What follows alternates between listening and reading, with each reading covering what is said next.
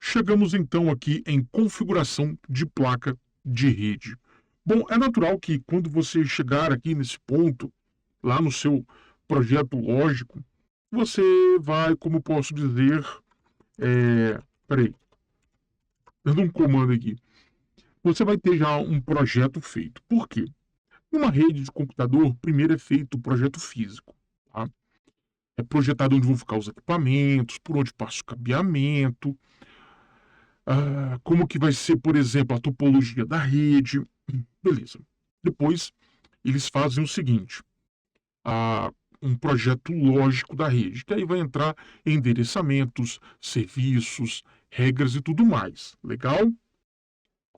Então, chega o momento de você configurar um servidor. Um servidor, cara, possui muitas placas de rede.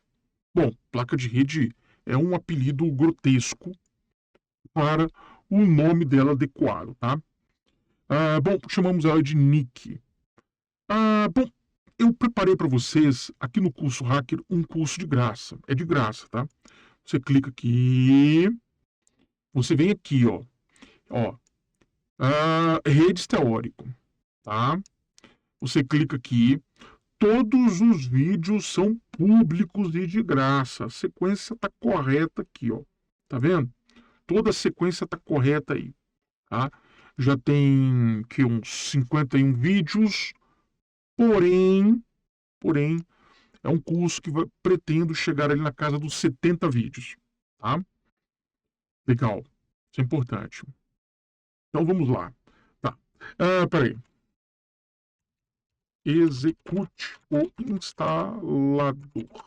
Tô dando um toque aqui. Um coleguinha. Então vamos lá. Então essa NIC, essa placa de rede, tá? Ela é um dispositivo de entrada e saída, como nós vimos lá no livro do Tenable, de sistemas operacionais modernos, tá? Ou seja, o computador ele utiliza dessa máquina para ler e escrever dados. Desculpe, essa placa. Tá? Então, o computador, o seu sistema operacional, desculpe, ele escreve e lê nessa placa. E hoje, se você olhar, a massa de dados que nós temos, que não estão nos nossos computadores, ou seja, a massa de dados que você tem, que não está aí no seu disco ou na sua memória, ele está provavelmente na nuvem, está em algum serviço, e os computadores estão cada dia mais conectados. Sistemas já não são mais como eram antigamente, que morriam isolados ali na máquina. Hoje tudo se conecta, tá? Em um servidor, geralmente nós fazemos uma configuração e é raro a gente voltar no servidor para fazer alguma correção, a não ser quando percebemos que a rede foi mal projetada e decidimos reprojetar a rede. Seguinte, quando você erra no projeto de rede, a dor é muito intensa, tá? Para corrigir, tá? Eu vou avisar para vocês. Bom, e nós temos algumas faixas que estão reservadas para endereçamentos IP, beleza? Naquele curso teórico eu tenho explicação do que é endereço IP, como que segmenta IP e tudo mais, tá? Bom, basicamente nós não podemos colocar qualquer endereço num computador, beleza? Deixa eu abrir aqui um, tá? Opa, então, abri aqui um terminal, certo? Na verdade, é um shell. E aqui eu tenho aqui uma placa de rede configurada e eu tenho aqui um endereço IP, tá? Ele está aqui definido o endereço IP da placa de rede IP versão 4. Nós não podemos colocar qualquer endereço, não é bem assim. Então, por exemplo, nas LANs, nós utilizamos de 10, né, até 10, 255, 255, 255. É uma prática. Na verdade, não é uma prática somente. Nós temos um órgão, deixa eu ver se eu abro um browser aqui de novo, tá? Chamado IANA. Quer ver? Cadê?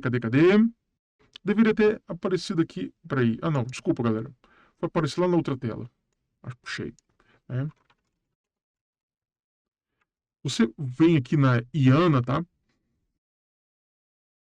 E é a IANA que faz toda essa gestão, junto com a I3C, a FCC, todos esses órgãos americanos, eles conversam muito, tá? e para definir as normas e boas práticas. Legal? Qual é, então, como eu posso dizer assim, a recomendação? A recomendação é que se mantenha nesses endereços de IPs aqui. Se você usar IPs diferentes disso, vai funcionar, mas alguma coisa pode sair de controle. Legal? Tá bom. Então vamos lá. 10.0.0.255.255, tá? Esse nós chamamos de classe A para IPs de LANs. 172.16.0.0 até 31.255.255, esse nós chamamos de classe B para LAN, tá? E o 192.68.00 até 192.68.255.255 é um classe C de LAN.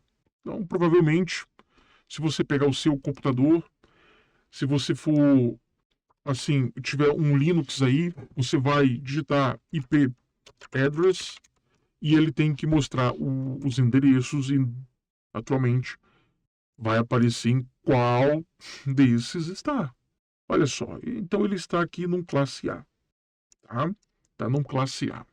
É muito comum, na verdade, é muito comum aparecer na casa das pessoas um 92.168.180 ponto alguma coisa, tá? É muito comum esse endereço na casa das pessoas, por quê? É o que se espera de roteadores caseiros. E provavelmente você está aí num ambiente caseiro, tá? Posso usar qualquer um desses endereços em casa? Pode. Por que o meu é 10 e o seu é 92? Bom, projeto. Projeto, tá? No caso, um projeto do meu ambiente e do meu Debian e do meu sistema operacional, vamos colocar assim, tá? É um isolamento por máquina, então eu preciso de muitos endereços, então está sendo utilizado o A. Tá? O A ele tem uma possibilidade muito grande aqui de colocar muitos endereços, fazer isolamento, o B menos ainda e o C menos ainda. Tá? Dificilmente você terá 254 equipamentos na sua casa. Você, não, você precisaria de fazer quantos filhos para ter isso aí? Pô, cara, complicado, hein? Bom, e esses endereços, então, naturalmente, são distribuídos. Geralmente você não coloca esse endereço. Por quê? Dentro do seu ambiente, você vai ter um serviço chamado DHCP Server, tá? O DHCP Server, ele é um serviço que eu costumo dizer que, na verdade, os livros estão errados quando eles falam que é um serviço que vai economizar tempo. Não, não, não, não, não, não. O DHCP Server, ele vai planificar o endereço IP colocando isso dentro de um serviço. Isso vai garantir que tenha menos erros. E se tem menos erros, tem menos gente reclamando. Isso é que é importante. Tá? Então, o DHCP serve numa infraestrutura, tudo funcionando, vai reduzir o número de reclamação, o número de pessoas batendo na porta, vai reduzir o número de ocorrência, de incidentes e tudo mais. Beleza? Porque a chance de você configurar o endereço errado, se for manualmente, cara, é muito grande. Tá? É um porre ficar configurando máquina a máquina, 200 máquinas. Pensa. Você vai errar, cara. Pensa, é como você errar assim, que você digita quase todo dia. Imagina você configurar 200 máquinas. Né? Bom, nos servidores nós colocamos IPs fixados. Então, nem todo equipamento de infraestrutura tem IP que nós chamamos IP dinâmico por DHCP. Servidores nós colocamos sim. Sabe por quê? Vou pegar a ferramenta de desenho. Estou sem ferramenta de desenho. Por um motivo muito simples. Um servidor é uma máquina que constantemente eu tenho que acessar para dar manutenção. Então, se constantemente eu tenho... Peraí, vou dar uma mensagem. Então, se constantemente eu tenho que dar manutenção naquela máquina, se aquela máquina fica trocando de IP, fica difícil. Fica difícil. Praticamente eu tenho que ficar mapeando a rede, tentando entender que endereço foi, então, dado para aquela máquina. Isso seria um grande problema para mim. Tá? Então, os servidores, nós colocamos IPs fixados. E vamos lá, quantos endereços nós teríamos fixados, por exemplo, numa infraestrutura? Poucos. Poucos. Nós teremos um roteador com IP fixo, chumbado nele.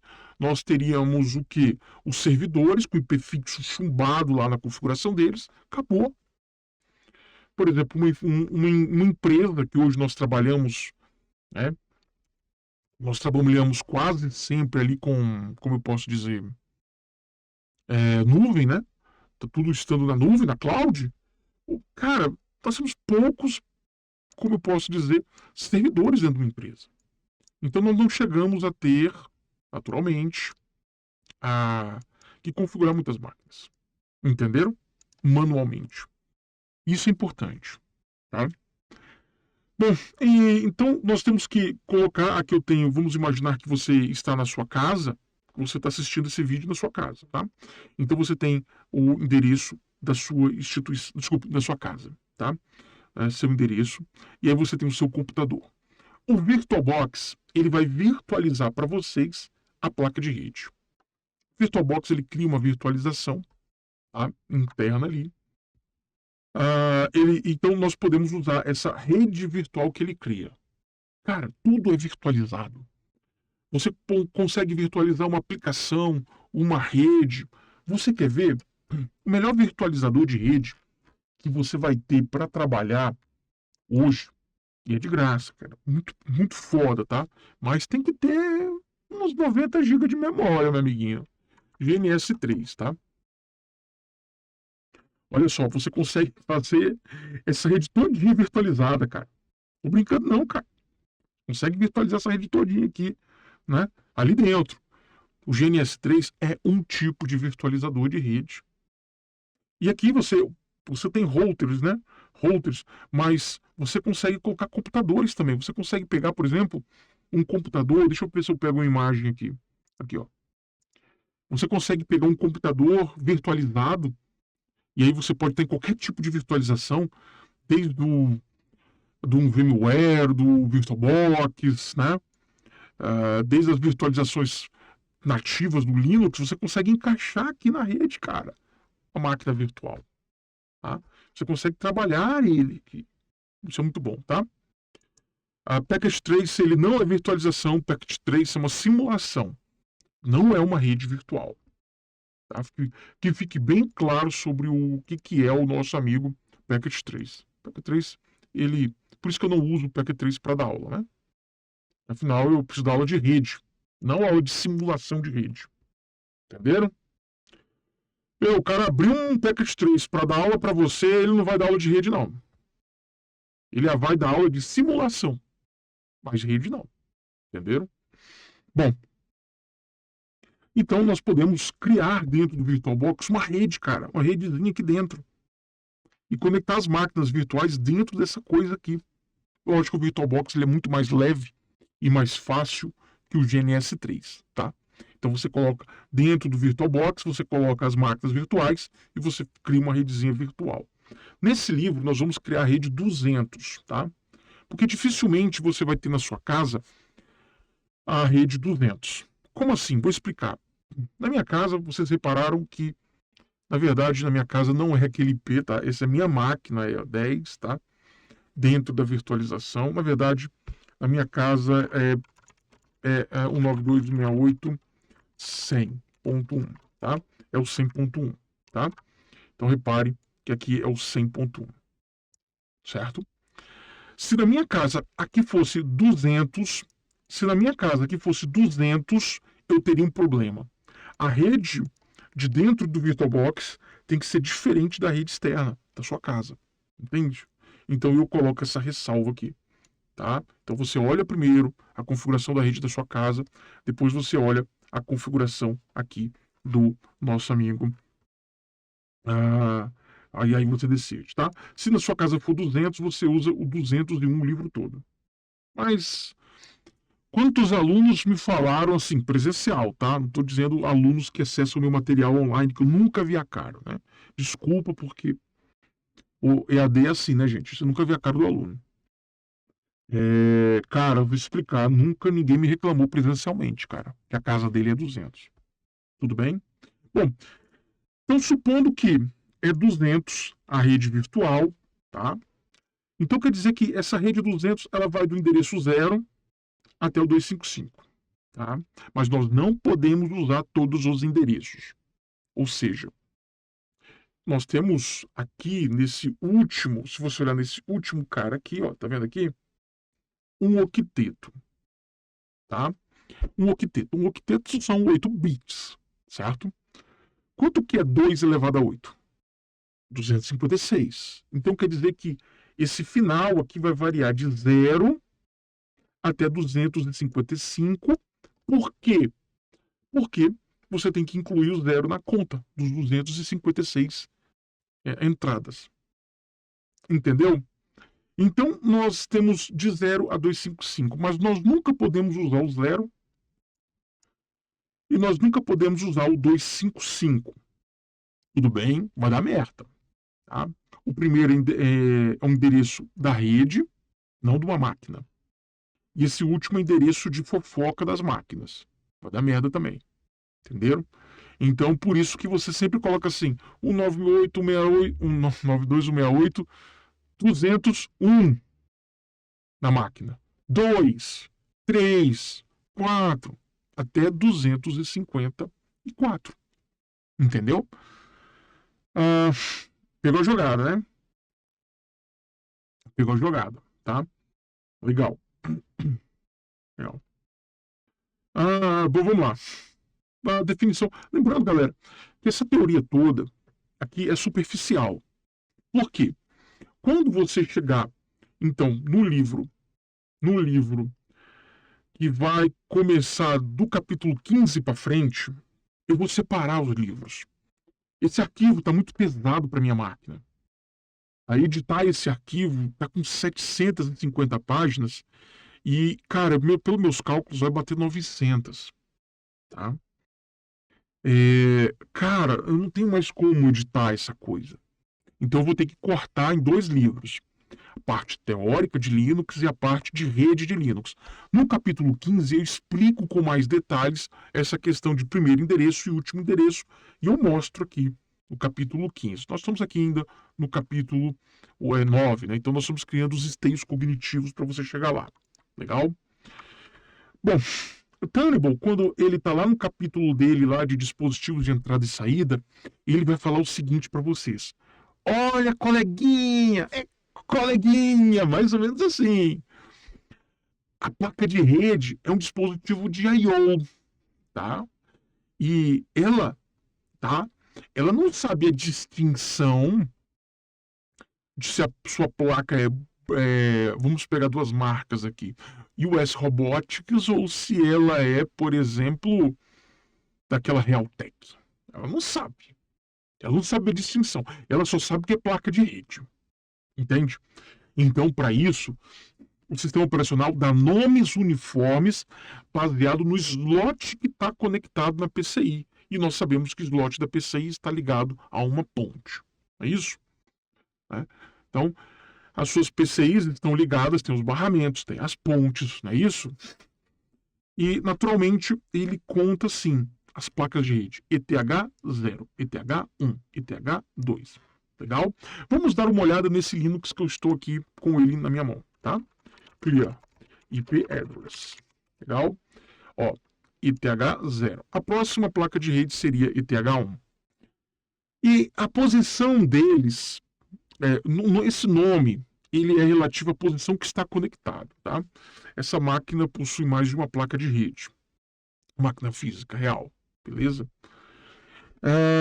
Então, naturalmente, se eu trocar, inverter os cabos lá, ou inverter as placas de rede, pode dar algum impacto, sim, senhor.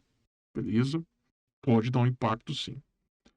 Já o Debian mais clássico, você está usando aí na sua instalação, ele vai usar ENP0S alguma coisa. Tá? ENP0S3, ENP0S2, né? Desculpa, 3, 8, depende do barramento que está dentro do VirtualBox. Depende pra caramba. Beleza. Então o nome impacta. E no passado, nós digitávamos, né, esse nome no dev, nós configurávamos isso no dev. Hoje em dia não precisa mais, tá? LSPCI. Opa. LS. Opa, não tem o LSPCI aqui. você executar o LSPC no seu Debian, ele vai listar as placas de rede. Aqui vai estar, eu vou estar mostrando mais para frente, tá? Eu não vou instalar o LSPC nessa máquina. Ela é uma virtualização bem cru, tá? Cada Linux tem suas particularidades, tá?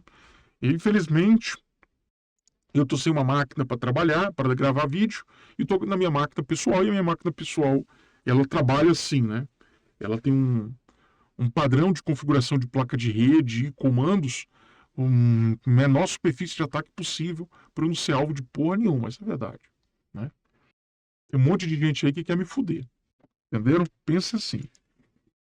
Bom, então não tem esse comando, mas eu vou mostrar para você aqui no material, beleza? Você vai digitar no seu Debian aí, vai estar tudo funcionando. Por isso que eu peço sempre que você trabalhe aí com o Debian 12, Debian 13 e dentro do VirtualBox para ter compatibilidade. Legal. É só, se você olhar, né, nós já até tivemos uma aula ali de disco, né? SDA, SDB, não é? Vimos isso. Bom, isso é definido como um name policy. O name policy é por distribuição de sistema operacional, beleza? Por distribuição. Se você quiser acessar o arquivo aí que está, né, pode mudar de um sistema para um outro, nem todo sistema operacional tem esse name policy de placas de rede. Seria o 99default.link que você encontraria, beleza? Se ele não existir, então você vai ter que procurar o que mudou na sua distribuição, tá?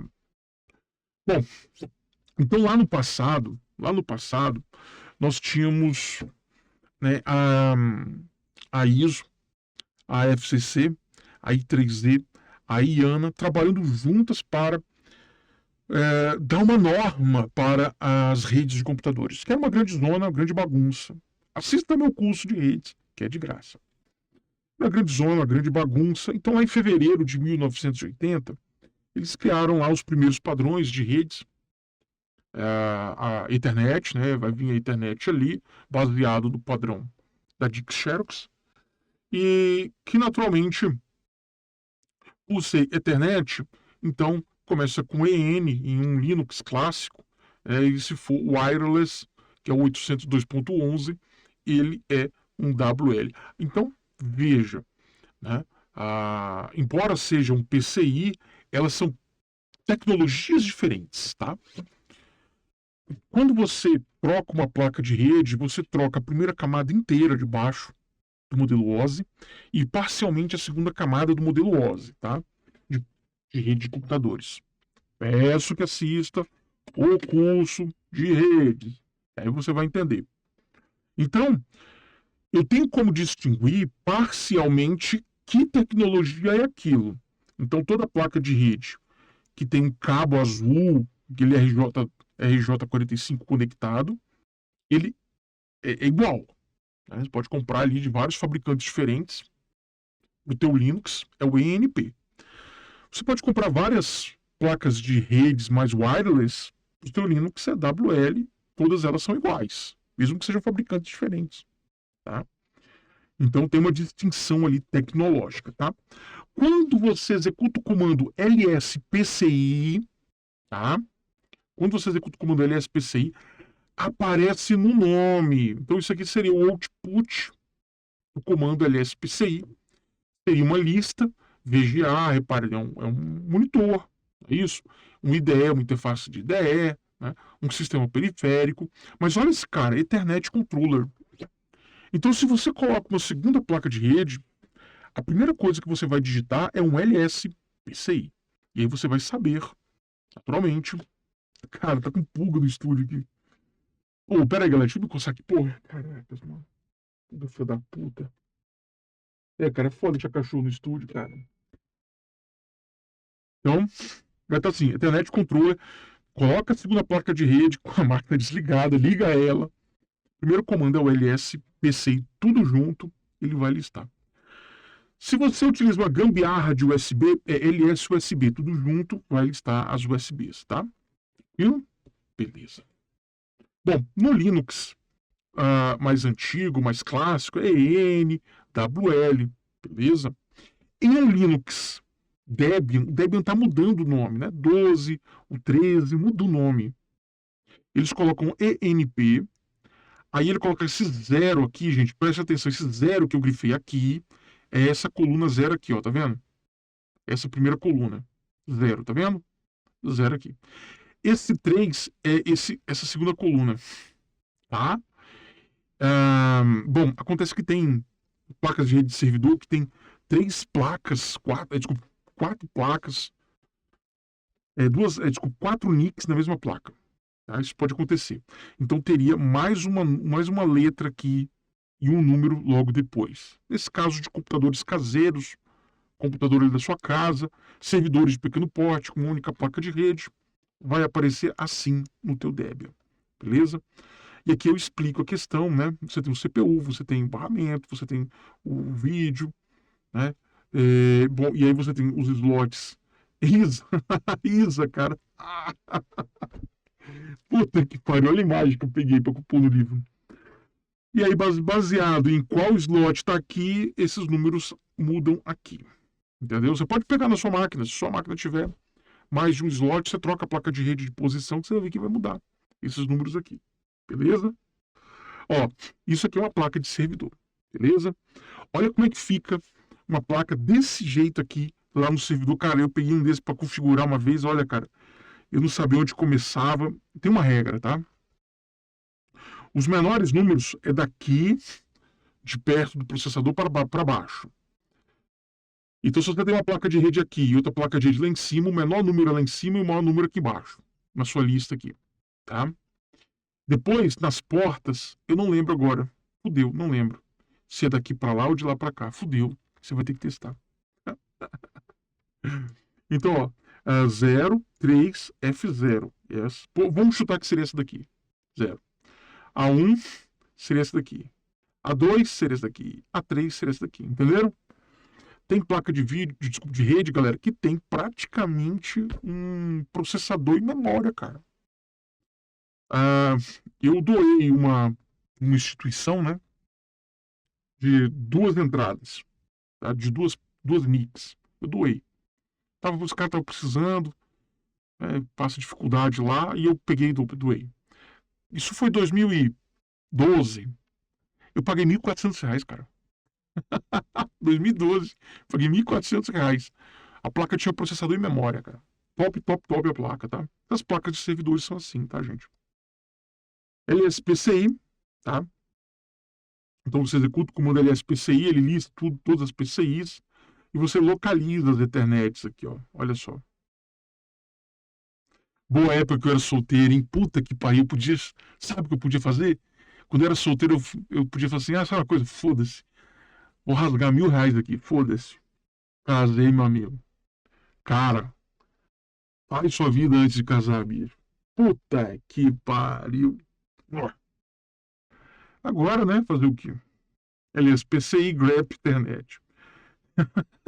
As USBs você lista com LS USB, geralmente é uma coisinha dessa aqui, tá? Geralmente notebooks já não possuem mais esse tipo de interface de rede, né? RJ45. Notebooks são cada dia mais finos. Você pode ver que tem notebook que é praticamente da espessura do slot da USB, cara. Praticamente o USB é quase da espessura do notebook ali. Então você pode comprar um desse aqui na internet. São bons equipamentos. Tá? Xbom, por exemplo, é muito bom. O Xbom é muito bom. Você vai conseguir, então, naturalmente, colocar aqui um RJ45 aqui e conectar uma rede cabeada. Isso é bom ter um desse aqui em casa, tá? Eu tenho 2 em casa aqui para resolver pepino, cara. Para resolver pepino, melhor coisa do mundo, cara. Bom, se você não tiver esse comando, o LS USB. Desculpe, o USB utils para ter o comando LS USB, beleza? No Debian. Próximo vídeo eu vou falar sobre comando IP. Até mais. Tchau.